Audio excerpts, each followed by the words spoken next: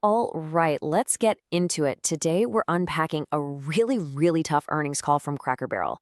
The company is dealing with, well, a perfect storm of a tough economy and some pretty big self-inflicted wounds. And trust me, the numbers tell a story. Let's dive right in. Right from the very top, the CEO, Julie Masino, set the tone. This wasn't a victory lap, not at all. It was basically an admission that things are not going well. She's talking about everything from their attempt to modernize, which, really backfired with their loyal customers, to just a massive drop-off in people coming to eat. Management knew they had a lot of explaining to do. So what did the market think? Well, here's your answer. The stock dropped almost 5% by the next day's close. Investors heard the results. They heard the new guidance. They heard the turnaround plan. And their first reaction was to sell. That's the backdrop for everything we're about to cover. Okay, let's rip the Band-Aid off and look at those numbers.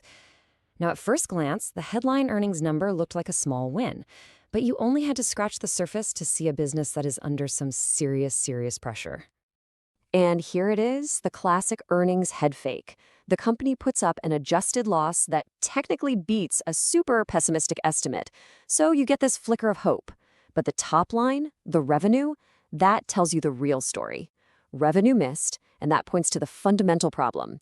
People just aren't coming in the door like they used to. And this right here, this is the heart of the problem. A massive 7.3% drop in guest traffic. Now, to be super clear, this isn't just customers spending a little bit less. This is customers not showing up at all. For any restaurant, this is a 5-alarm fire, and it's the single biggest reason they missed on revenue. So, what happens when that many people stop showing up? Well, look at this. This is how it hits the bottom line. Adjusted EBITDA, which is a really key way to look at profitability, it just collapsed. It went from almost $46 million a year ago down to just over $7 million. That's an 85% drop year over year. The company's entire profit engine basically seized up for the quarter. So if you thought the quarter was bad, well, the outlook for the future was even worse. Management didn't just trim their expectations for the rest of the year. No, they took a sledgehammer to them. This was a complete, full-scale reset, which tells you these problems are deep and the fix is going to take a long time. The number that just jumps off the page here is the EBITDA forecast. They used to think they'd make between 150 and 190 million. The new range? Just 70 to 110 million. You look at the midpoint, that's a 47% cut. They're basically telling the market, hey, we're going to make almost half the profit we thought we would this year. It's a huge admission. In this number right here, this shows you why they had to cut so hard.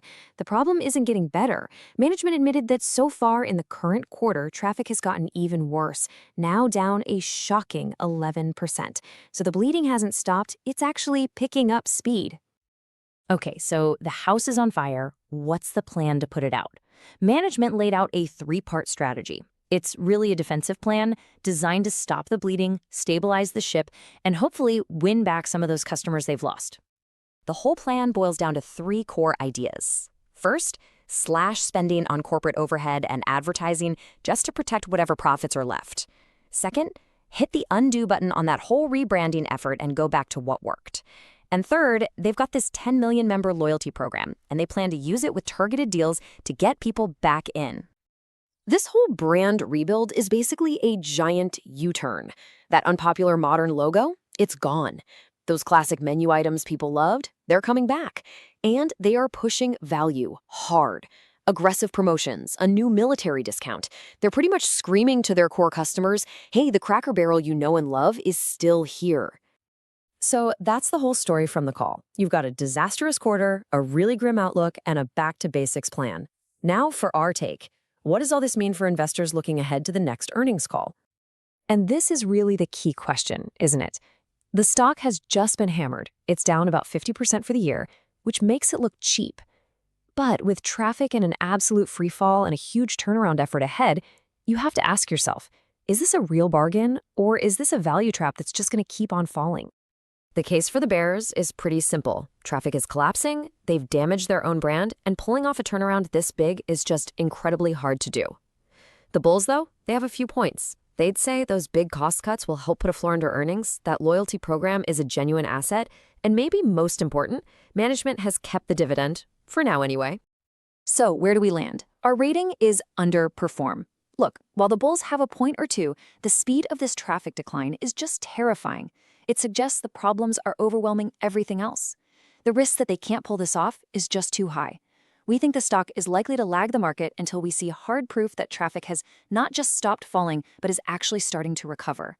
All eyes are on that traffic number next quarter. And as always, our final and most crucial point, this analysis is for informational purposes only. This is not financial advice.